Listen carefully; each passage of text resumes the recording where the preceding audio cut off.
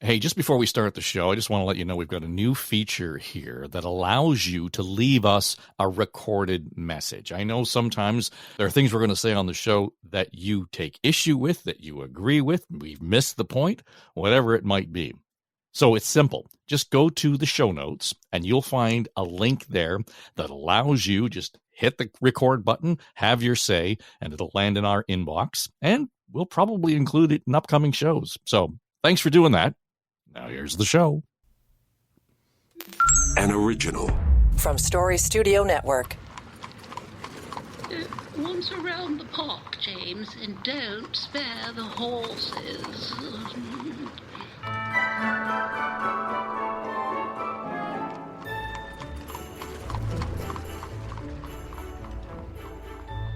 All right, just imagine, here we are, not quite snowing yet here in Toronto. We had a little bit this week. Just to sort of set the tone, the holiday tone. We got snow the day the legislature rose at Queen's Park, and it was a little festive affair. Everybody getting along, or not. Dougie still not greeting Bonnie in an appropriate way and welcoming her to the new house.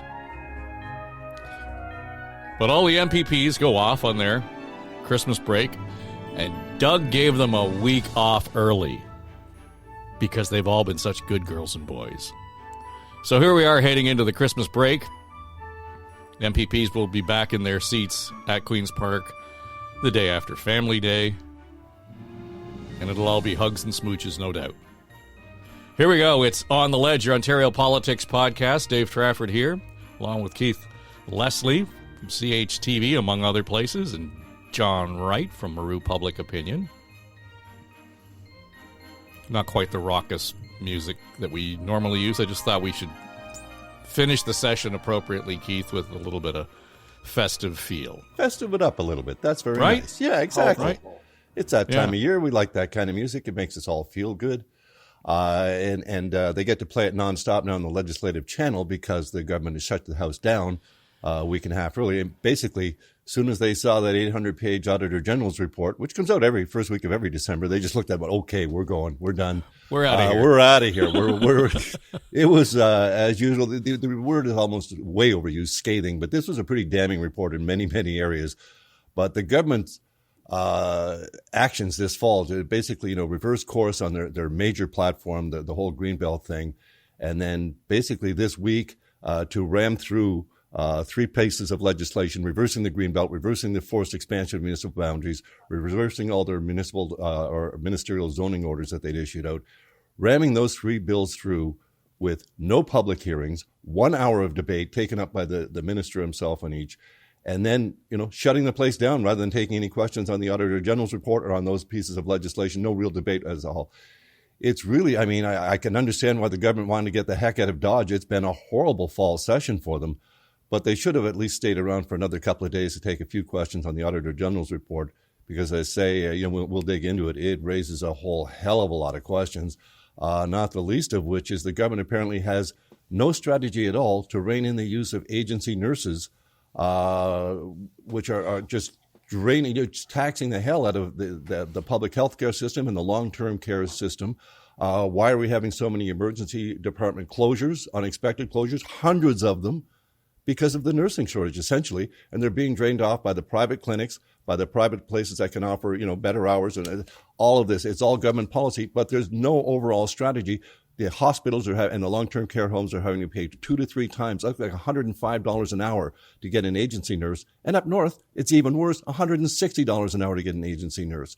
What the hell is going on? It's just, and their use has increased 25 times in the north in the last couple of years. In the south, it's also way up, not that much. But this is just basically lack of government oversight and no real strategy to, we're hiring nurses. That's not dealing with this. There are policies that can be put in place to restrict the use of agency nurses and to restrict nursing graduates, for example, from going to an agency before they get some actual public health sector work. All sorts of things. But this, to me, that really jumped out at me, that the privatization by this government of the public health care system, the nurses it's just the tip of the iceberg of what's going to go down here. And there's no strategy to rein in this use. The costs are astronomical just ridiculous. 2 to 3 times, and up north 4 times what we're paying to have regular nurses. Why don't we just pay nurses what they're worth and fund the public health care system as it needs to be funded, and we don't need to siphon the money off to the private sector? That was pretty clear in the Auditor General's report. Well, 2 things on that, John. First is, there wouldn't have been questions about the Auditor General's report. It would have been, more accusations and slagging the government. So I get why they probably wanted to go and hide away for the holiday. But to Keith's point, I keep hearing people say, pay them what they're worth, pay them what they're worth. Well, right now, the agencies have set the what they're worth level. If we're going to pay them what they're worth, there's going to be an expectation that they're going to get that extra 25% or whatever that premium happens to be. So paying them what they're worth it might sound good, but it's not affordable. I mean, if we're not going to be able to afford the agencies, the government's not going to be able to afford them. We have put ourselves in a really tough spot here. Yeah. Can't disagree with you, because once you start doing this, you can't go back. I mean, it's kind of out of the bag and it's done. So, it was interesting in seeing this report released. It was 800 pages, so it wasn't a coffee table book. It was a coffee table. It had all kinds of sections to it, all of which would have had laudable discussion. But the government, in them doing this, the government actually was handed a bit of a gift, right? Like, there it is. They appoint a new Auditor General out of a bipartisan committee. I guess we're going to start hearing the name Shelley Spence more.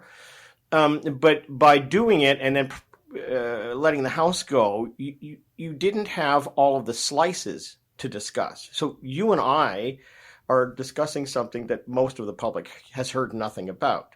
This thing was, as I said, it was like it wasn't a short story. It was like a movie that had been produced with all kinds of different chapters on all kinds of different things, which spoke to basically the same thing that you've just raised about the nurses, and that is there's no strategy here. There's a lot of, I mean, even, you look at the piece on Ontario Place and you realize that the Science Centre is being put where it is because of a 2,000 parking space that needs to be filled, which is compliant with the agreement that's being put in for the spa. It's a very complicated piece, but there's no consultation. There's no strategy around it. There's no basis for doing a lot of the things that the government is actually doing. But by loading it up, and I don't know whether or not the acting Auditor General kind of looked around the cutting room floor, to go back to the movie analogy, and said, look at all this stuff. We got to put it together into a special and release it before Christmas. But by doing that, it all went out in one moment. And I have to say that on that evening, I'd been invited to a function for the Public Affairs Association of Canada. And I actually, a group of us started that back in the 1980s, I think it was. I've seen the pictures. Yes. And it's still going on, and it still has lots of people there. And so I showed up, and it was interesting talking to all the young people. They're all young now, right? Like, you go to all these directors. Wait a minute. They're all no, but all these directors and managers of corporate affairs, and they're all important people. But my God, it's kind of like, wow, do I ever feel old? I have a T-shirt older than you. Yeah, I know. Correct. Right? Correct. Yeah. But right afterwards, it was at the Firkin on Bay Street. Right afterwards, at the front of the Firkin, piled in almost every Tory executive assistant and staffer that you could imagine, and they'd been released. They were done. The House had risen, and they were now finished up. So, I guess I hate to say this, from a tactical point of view, this was a gift for the government. Well, the Auditor General does this every year, though. They issue these 12 different audits the first week of December, all at once.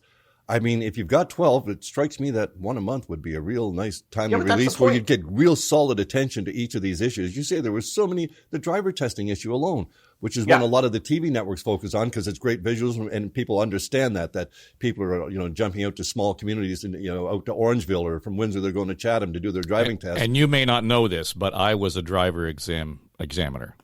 No. I was the clipboard, the sunglasses sitting in the passenger seat. I did that job. And, so people are going to these small areas and coming back to a 400 series community with a 400 series highway or, much busier traffic and getting into 5 to 6 times the number of accidents. No strategy to deal with this at all. There's, as you say, John, there's being dumped out all at once. It is a real gift for the government. But it's also a gift for the media. I know the TV networks, their attention span is fairly short. They're going to pick one thing and go with that, maybe do a follow-up story. But over the House is gone. The rest of the reporters of the Queen's Park Gallery, certainly the print ones, are now going to be digging into these other areas. And there's so much in there that is worth more stories, that is worth, people being told about. But to your point, and it's a very valid one, most of this is just going to go by the wayside. And people are, certainly over the Christmas break, it's a good time to get these kind of stories out. But people are in the mind not really inclined to read that. They're thinking Christmas and family and whole different sorts of things. So, yes, in a big sense, it is a gift to the government, but it was a real kick in the slats on the way out the door. Yeah, but two things though on that. I mean, yes, there's an issue around the tactic and the strategy, but to me, John, this only underscores the change in posture and position, and maybe the authority of these accountability officers, because years ago we never would have had a government react the way this government has reacted to an annual report. Now, Greenbelt hasn't helped, but there has been a real shift in public perception of what the AG has to say, the Integrity Commissioner has to say, et cetera, than what we've seen previously. There has been a shift in how the government of the day is responding to it. Overall, I think that's probably a necessary thing. Yeah, well, whether it's the Ombudsman's reports or this report or anything else, it's now all given very short shrift. And if you go back to Andre Morin and how he acted in the role, he was painted as a partisan on a mission. And then Bonnie Lyons painted as a partisan on a mission. So, I guess it's inevitable that regardless of the political color that you wear into the legislature, if you're in power, you're going to paint your opponents in a particular way. But I think you're right. If you go back to I sound like an old man. If you go back to the 1980s, on the heels of the Davis government and the Peterson government and some of those, these were reverent moments. They went to committees for discussion. You would have the Administration of Justice Committee doing things on the collapse of various institutions. That's not the case now. Things are shut down. They're, it's labeled as partisan, and it's dealt with. And as I said just a moment ago, it's a tactical decision by a government. We're not going to deal with this, and the reason is because it's going to have a short life. Yeah, you're right, Keith. There's a dead airspace between Christmas and New Year's that if you put out a poll, it gets massive coverage because there's nothing else going on. And the reality is that the reporters are going to be looking for things to file, so they're going to be writing their stories now so they can drop them in over the course of that. So there may be a half-life for some of this stuff. It also speaks to a government, though, that despite the Greenbelt scandal and the attention paid to it is back up in the polls. It's all seen as kind of around Toronto. And this is, I mean to leap now into the next portion of this, and this is the issue that Bonnie Crombie's going to have too, because they're painting her wagon right now, and there may not be a lot of people listening to it, but the government is very tactical in terms of how it approaches everything that it does, and it's pure politics. And the moment that Bonnie Crombie got to the podium, the moment I was receiving emails from the Ford government telling me about what car she was driving. She drives fancy cars.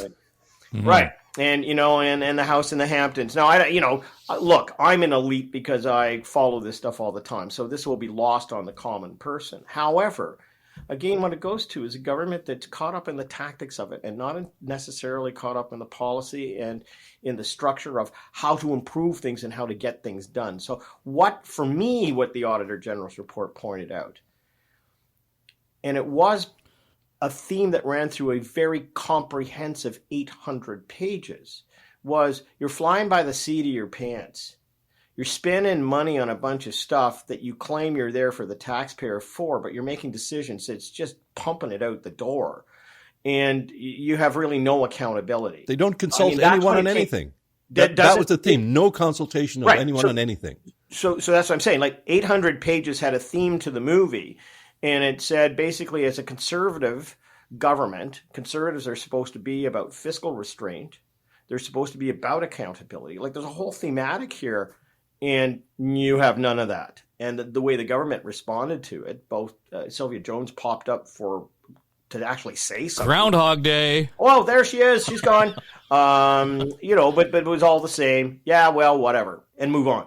And again, there's a government that thinks very tactically as opposed to substantively. There's no sense of reform going on in any of this stuff. There's more sense of short-term decision making to get parking lots done and to, prop up other things around there. So coming back to Bonnie, who I hope we have a fair bit of discussion about. They're painting her wagon and she's helping them paint it. That was even though all of this on the Auditor General's there, I think what's going to stick more is how they look at the potential leader of the leader of the Liberal Party. I was going to say the potential future opposition leader, but that to them, in fact, is far more important than what just came out in 800 pages. Yeah, and I want to get to Crombie in a second, but one of the things that, again, fine print, slow burn on this that would have in the day been in the Auditor General's report were the ads that run on TV and radio about, look at how great we are. We're our arms are sore for patting ourselves on the back over all the teachers we're hiring and all the nurses that we've registered. If that doesn't sound like a campaign ad, I don't know where we draw the line anymore. Well, Keith. we don't. That's just it. The Liberals changed the rules. We don't draw the line anymore. And that's what the Auditor General is saying. Had the old rules been in effect, I would not have approved 75% of your government ad spending because it's all self-congratulatory stuff, spending way, way more on that than on, new campaign that's going to expand breast cancer testing for women. Mm-hmm. Public health campaigns that really do need to be advertised and they need a major change in policy. No. As you say, the self-congratulatory government ads that never would have been approved under the old rules. This government is just spending monstrously on that to convince us, for one thing, the largest spy was how good a deal Ontario Place and the Therme Spa is going to be for us, and that 75-year lease plus 20-year renewable to 95-year lease, all that sort of stuff. And we found out again from the Auditor General that the government's business case that they released recently was absolutely made just to justify a decision made well before the 2022 election, which the government never mentioned at all. All of this was, and the moving of the Science Center was apparently, because remember, the auditor is only looking at the moving of the Science Center at this point. He's not actually looking at there is a separate investigation underway into the Ontario Place. So this was only touched on Ontario Place peripherally because the Science Center needed to be moved to justify the parking garage for the Therme Spa and the Live Nation event at Ontario Place. And it was all, what? Yeah. It's all, and zero, and absolutely no consultations on any of this. And the auditor did point out as well, they said, when you are consulting on a fait accompli, on a government decision already made, is not consulting. When you do consult on a proposal, then you don't even take enough time. We know you couldn't have possibly looked at the feedback because your decision comes out the next day after the day of the expiry of the feedback. They're not consulting on anything. And is this why they're having to dial everything back? Is this why they have to? Of course it is, because they're not listening to what everyone has told them. As soon as the Greenbelt thing was announced, everyone told this is going to end up being a disaster for your government. They didn't listen to anyone. They didn't consult anyone. Looks like this Peel region. Are they dancing it back? Are they going forward? Is Ford's deathbed promise to Mayor McCallion and the legislation he passed going to be repealed because they're giving up Mississauga to Bonnie Crombie and the Liberals in the 905? What the heck is going on here? Is this another thing you didn't consult? And now Patrick Brown, the mayor of Brampton, is telling you it's going to cost $1.2 billion in higher taxes. Ooh, maybe we better rethink, or maybe put a first think on something before you announce it. Well, it was interesting to see.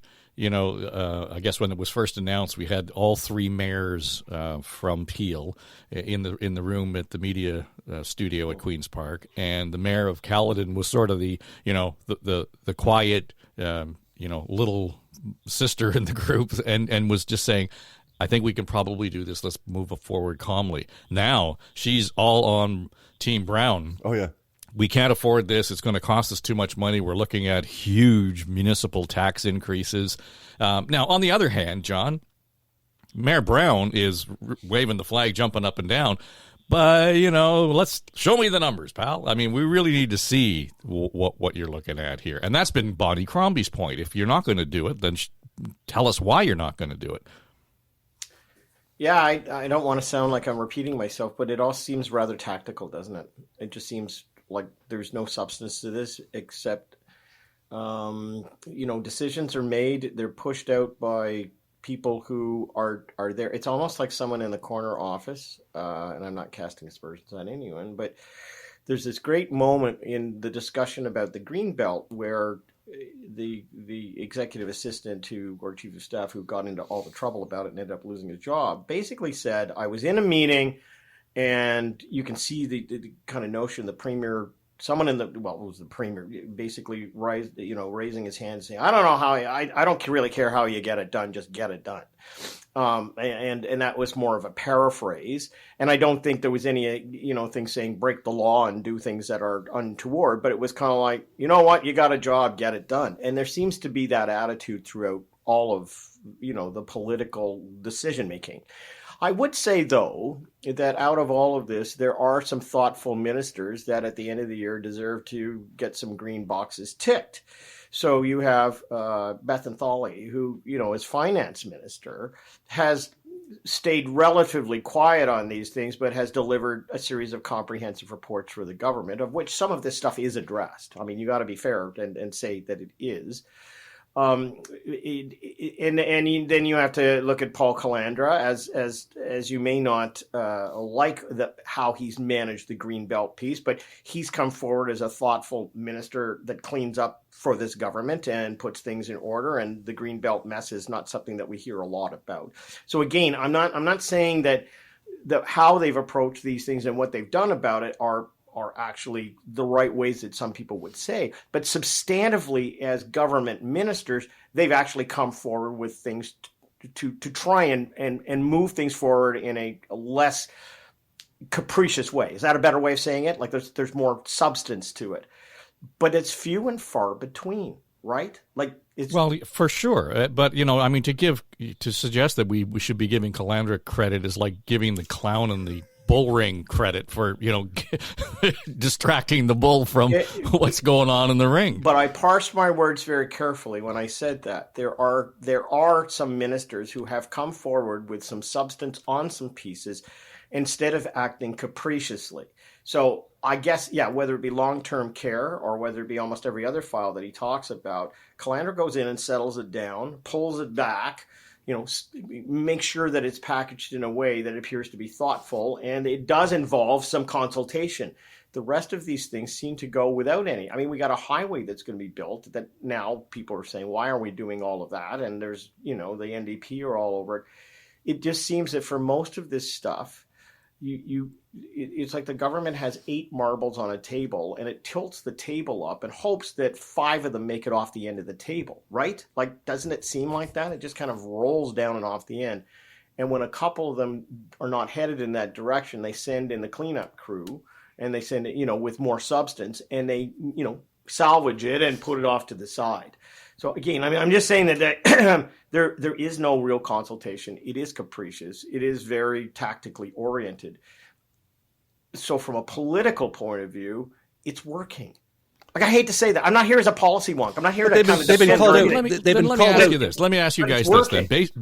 Based on that, how should we respond in the rearview mirror then to the Ford Chow deal on the Don Valley Parkway and the Gardner Expressway? What is to say that next Friday Ford's going to wake up and say, "Oh, that's a stupid fucking idea. I'm not going to do it ananymore." Because he has a relationship with her that's different than it is with Mayor Brown or Bonnie Crombie or anybody else. I mean, again, it's. This is based, the whole Toronto new structuring is out of a personal relationship between the two politicians as opposed to the substantive policy briefs or analysis that would have come out of it. Do you see what I'm saying? Like, it is all surface driven for this government, which means that you've got to have people who are standing by, who can go in and save the day when it goes off the rails. But I pointed out from the outset, this is a government still sitting at 40% in the polls. Yep. It's a government that alone allows them to say 800 pages swept under the carpet, and even if we get a couple of weeks worth of stuff, we'll put it in the legislative library. It'll be never heard from again. It'd be like, what was that joke about? There were 2 brothers. One of them became vice president of the United States. The other one became a captain on a ship and sailed off into the sunset, and they were never heard from again. I mean, here's a case.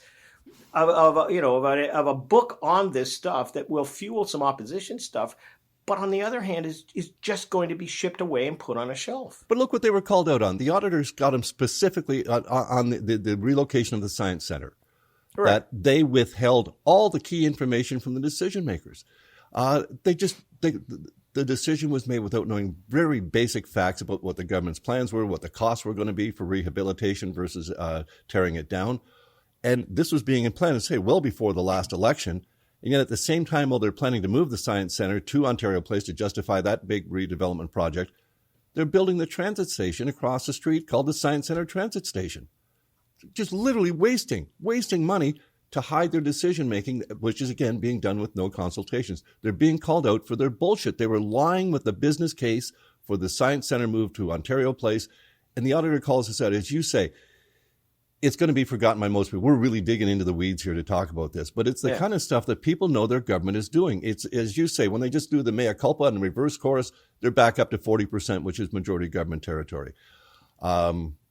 It's just disheartening to hear that. I mean, but they're being called out so blatantly by their own Auditor General, who, of course, they replaced hours later after the report with a new one. They didn't give this temporary or acting Auditor General the job permanently. Is it because he delivered such a scathing report, which the government gets to see a few weeks in advance? I mean, let's face it. This was a tough report, and they're going to get away with almost all of what's in there unless we just keep hammering away and bringing up these details. But I think that this core fight over Ontario Place is got a lot of people behind it in Toronto and in surrounding areas. And I think this is just more and more ammunition for this government to at least come up with some details on the actual business case, on who's funding Therme, on why we're having to build these parking lots for the spa and for Live Nation. Why all of this? Why was it all done in secret? I think that's the bottom line, because we know not only are we not being told the truth, the actual decision makers aren't being told the whole information. So I before we go, we have to talk about Bonnie Crombie and her win last weekend.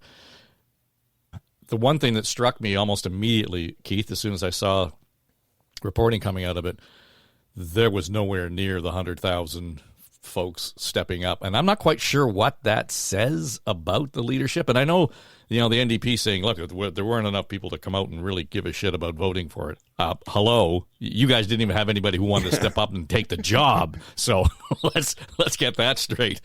But aside from the fundraising, I don't know how you spin that to be a positive. Well, you really don't. I mean, basically about 24,000 of their alleged 103,000 new members that were signed up actually voted in the leadership race for the four candidates.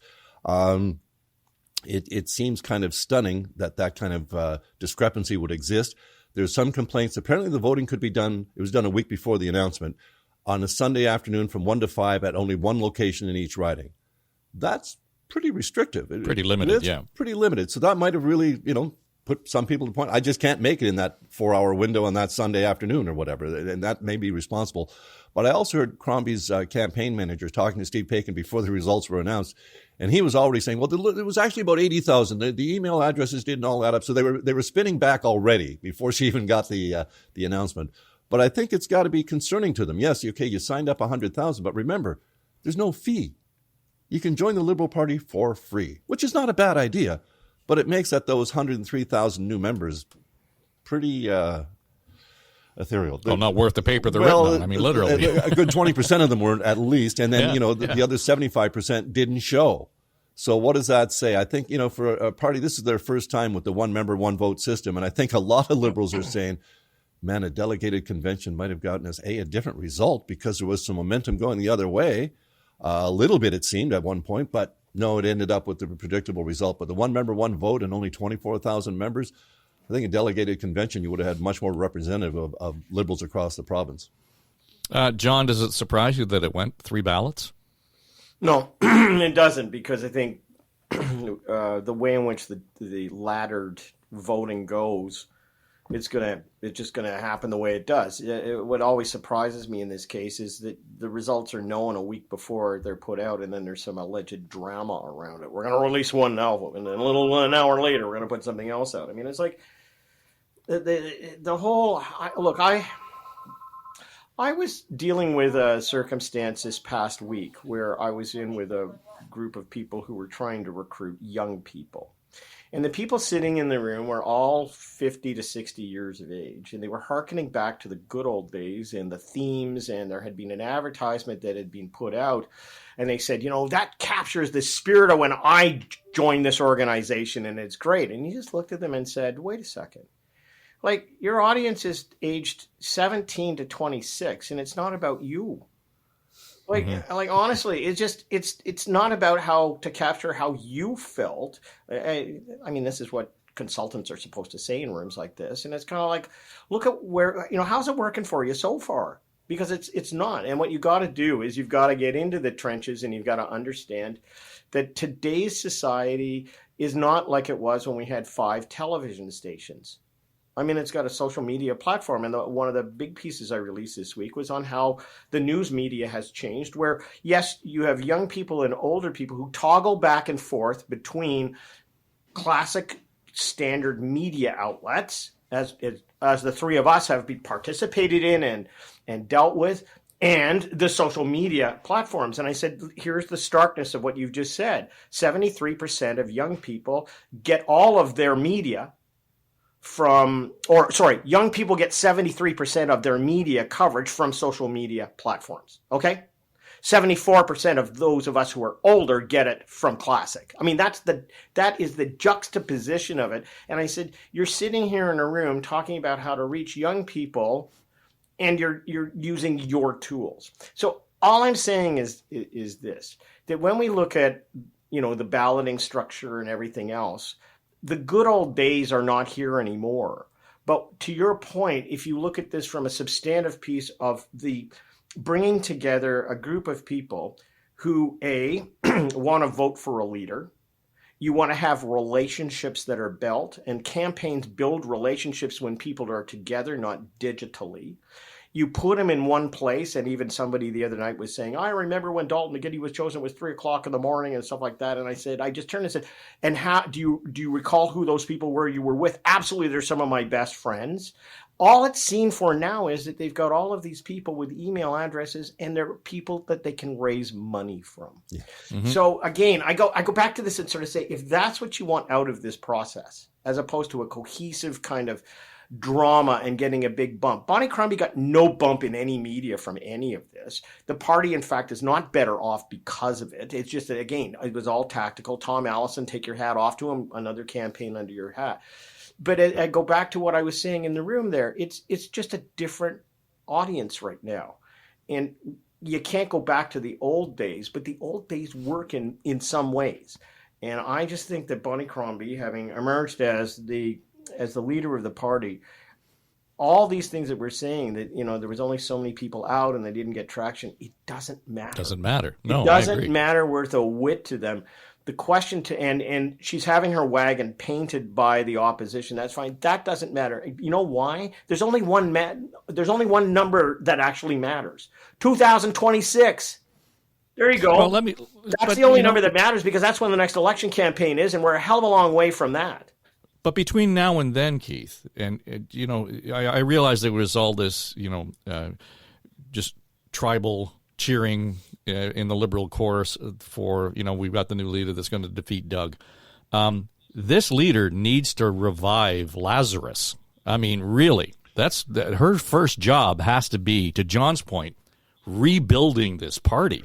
Well, to think that for a second that she can somehow muster enough resource, momentum, and everything else outside the legislature to bring down a government that's right now at 40% in the polls is highly unrealistic. She has to revive the Liberal Party first. Oh, absolutely. And let's face it, she herself is not well known outside of the Toronto or Toronto, Mississauga area, really. She's not a recognizable name across the province. She's got to get out and really rebuild, or put some, the party's on life support, get it at least breathing on its own. Yes, she can raise funds, but she has to be careful about raising too much from developers, right? She's going to have to walk a cautious line there. But staying out of the legislature, getting yourself out, doing those church basements and all those other town hall meetings, and just getting her face out there, getting to know people, especially in rural Ontario. As I say, remember, the Liberals actually got more votes than the New Democrats in the last election. Mm-hmm. They're just obviously concentrated. They're just concentrated in the urban areas. So she's got to get out to the non-urban areas, to the rural, smaller towns, and Northern Ontario. Liberals should be able to make some headway there, but it's going to be a long slog for her. And as you say, to talk about them being, a government in waiting at this point is just ridiculous. Yeah. They're a party with 9 seats in the legislature, unlikely to get official party status before the next election. She would be wise not to seek a seat in the legislature unless, one of the Mississauga seats happens to come available. Just stay out and work the party and work, her own name recognition, get it out there. That's where the volunteers come from as well. And that's what this party really desperately needs. They're going to be tired after the Liberal leadership race. All the available volunteers would have been exhausted, I think, after running over a year-long leadership campaign. You've got to get new blood, as John was saying. It can't be just the old ways of bringing people in, but you've got to get young people who are in the campaigns to bring even younger people on board with their own ideas. And we are not the TikTok generation. We don't get that. We may dip into it now and then, as John said, but that's not where we get most of our sources. The social media is a backup for us. We want to stay what's current, but for them, we have to reach them where they're at. And I think that's going to be and also be Crombie's talking goal. about the issues that matter to them. I mean, anybody under 40, they're talking about affordability. They're talking about getting their kids through school. They're talking about real life kitchen table. They should be issues. voting Green then. I mean, seriously, the Green Party at least addresses we all didn't those, talk but about they don't get enough vote. Those issues are talked about. The Greens really do hammer almost all those key issues that young people should be all over, and the Greens do have a lot of young support, but not enough. Now they've got 2 seats, so we didn't talk about that as well. They did double their seat count. 100% increase. That's fantastic. That's a huge accomplishment. It really is, to win a by-election, to take it away from the New Democrats while they're shooting themselves in both feet. But this was a Liberal-held riding up till 2018. The Liberals placed 4th behind a Conservative who didn't even live in Kitchener. So, I mean, that again, back to our point of what Bonnie Crombie has to do. That's right. That right there that's an indication of a huge hurdle. That was 2 days before she won the leadership. Yeah, she's going to have to actually have some voodoo up her sleeve to make sure that, but the doll comes back to life. No, but again, I say this. Her first job is not to do what we've been talking about. Her first job is to go back home and make sure that budget gets passed. And and it's all very local, but it's kind of like again, it's almost like you've now run for a job and you finally got it and you're ready to go, and you turn to the room and say, "Yeah, I'll be right there. I've still got an extended contract I have to honor, so I'll see you later." Yeah. Like and it goes back to my original theme, and that is there's a lot of substance here in politics, but there's a lot of tactical decisions being made. And as a result, people are looking at this. Even the Trudeau government, I do a year-end report on the economy, which I'll send you a copy of. And the bottom line in the last 2 paragraphs is, the rarefied air that the Conservatives are breathing right now may seem like the Trudeau government is walking out the door. But the reality is, before there's a walk in the sand on Tofino, you got to kind of take into account that the deal with the NDP, who is also in wipeout zone right now, lasts until October of 2025. So for all of the stuff, then all of the amendments and all the shenanigans and all of the fire and brimstone that the Conservatives are bringing on the Liberals in Ottawa, Justin Trudeau and everybody else is looking at this tactically and saying, we got tons of time. I mean, my God, if a week of politics is a lifetime, God is present in the room. So I would say again, we're dealing with the Liberal Party and with the Conservatives at Queen's Park, who look at this as tactical measures as opposed to substantive measures. And until that changes, then we get what we elect. And that was going to be my point, that we get the government we deserve. So, for 40% who think that Doug Ford and team are doing a great job, okay.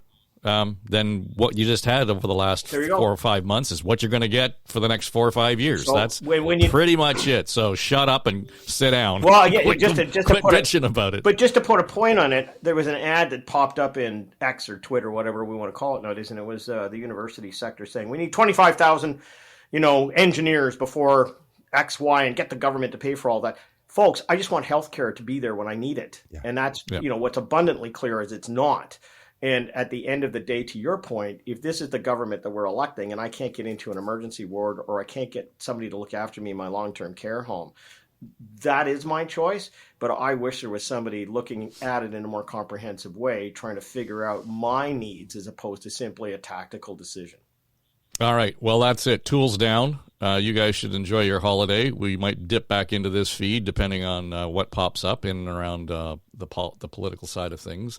But it seems like, it was already a long break, Keith, but to add that week and a half feels like, holy cow, this is a long stretch. It's even longer than the summer recess. Yeah, February the 21st, I believe it is. Seems like an awful long way away when Christmas is still 3 weeks away. It just seems quite some time. So maybe even to that point, that runway, all this fire and brimstone kind of burns down to embers by the time they're back in the legislature. Anyway, you guys enjoy the holidays. John Wright, Keith Leslie, I'm Dave Trafford. This is On the Ledge, your Ontario politics podcast for Story Studio Network.